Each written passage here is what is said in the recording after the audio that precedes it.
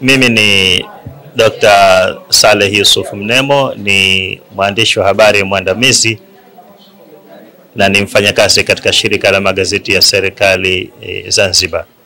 Nafikiri hii taaluma ambayo imetolewa leo hii ni muhimu sana. Kama tunavyofahamu, wadau wa uchaguzi wapo wengi sana. Vyama vya siasa ni miongoni mwa hao, wananchi ni miongoni mwa hao, tume zinazosimamia uchaguzi ni miongoni mwa hao, taasisi za kiraia, taasisi zinazoangalia uchaguzi. Lakini sisi waandishi wa habari mara nyingi tumekuwa tukiangaliwa katika mtazamo tofauti, na nafikiri ni kutokana na ile nafasi yetu kama waelimishaji na watoa taarifa. Sisi tumefundishwa rasmi kwa kuzingatia maadili ya kazi na taaluma, namna ya kuweza kuwasilisha ujumbe kwa sehemu kubwa ya wananchi. Kwa hiyo tuna haki na ni wajibu wetu kuweza kukumbushana juu ya yale majukumu yetu ya kufikisha ujumbe wa amani kwa wananchi wote, ili zoezi la kampeni na kupiga kura pamoja na kutangaza matokeo yaende kama vile ambavyo yamepangwa. Tunaelewa kwamba kila taasisi inachukua nafasi yake katika kuhakikisha amani inapatikana, na imani ya wananchi inatokana sana na mchango wa kila mdau wa uchaguzi. Kwa hiyo sisi tunatakiwa tuchukue sehemu yetu, na kila mmoja anatakiwa akamate maadili na afanyie kazi vyema taaluma yake, ili hiyo amani ambayo inatarajiwa iweze kupatikana katika nchi. Kwa hiyo mafunzo haya ni muhimu hasa katika wakati huu. Tunafahamu tumeyasoma mara nyingi maadili, tunafahamu kazi zetu tumesomea, lakini tunahitaji kukumbushwa katika wakati huu, hasa kwa sababu uwezekano wa kuweza kuharibu ni mkubwa sana kutokana na nguvu na msukumo wa uchaguzi ambao unapatikana katika kipindi hiki.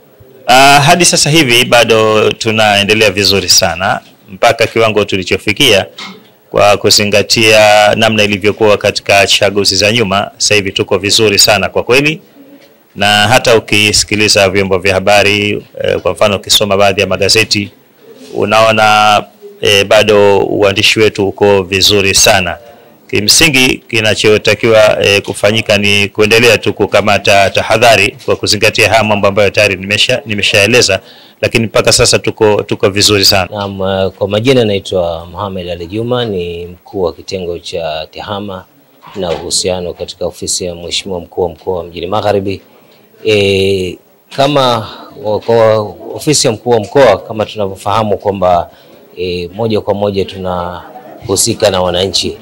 Kwa hiyo na suala la amani linamgusa kila mmoja.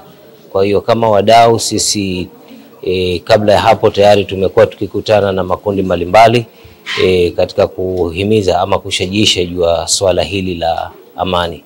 Kwa hiyo katika makundi hayo moja vile vile tumeona kwamba kuna haja basi ya kukutana na vyombo vya habari, kwa sababu kama tunavyofahamu kwamba vyombo vya habari vinafika mbali na vinaweza kufikisha ujumbe huu kwa upana zaidi. Kwa hiyo mbali ya kukutana na makundi kadhaa, kundi moja, lakini tumeona kwamba vile vile tukutane na vyombo hivi ili waweze kutufikishia ujumbe huu kwa wananchi. Na katika warsha hii ya leo tuna vyombo vya habari hapa zaidi ya 15.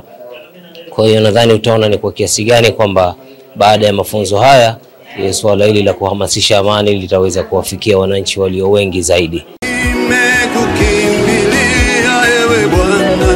Yesu ninayemtumikia amekutoa kwa wheelchair, nenda ukaishi kwa jina la Yesu Kristo. Asante Yesu. Hodi Tanzania, hodi Mbeya. Mtumishi wa Mungu, mwinjilisti wa kimataifa Pastor Ezekiel wa New Life Prayer Center and Church kutoka nchini Kenya anawakaribisha kwenye mkutano mkubwa wa miujiza, ukombozi na nyota utakaofanyika chuo cha kilimo Uyole, Zambia Road, kituo maarufu kilimo jijini Mbeya nchini Tanzania, kuanzia tarehe 24 mpaka 28 mwezi wa 9. Muda ni kuanzia saa 2 asubuhi na kuendelea. Kwa maelezo zaidi piga simu nambari 0774781537 au 0689822510. Siku 5 za maajabu ya Yesu yasiyo na idadi. Watu wote wenye shida mbalimbali na wenye magonjwa wataombewa na kupona, na pia kutakuwa na maombi maalum ya kuliombea taifa la Tanzania. Usipange kukosa baraka hii.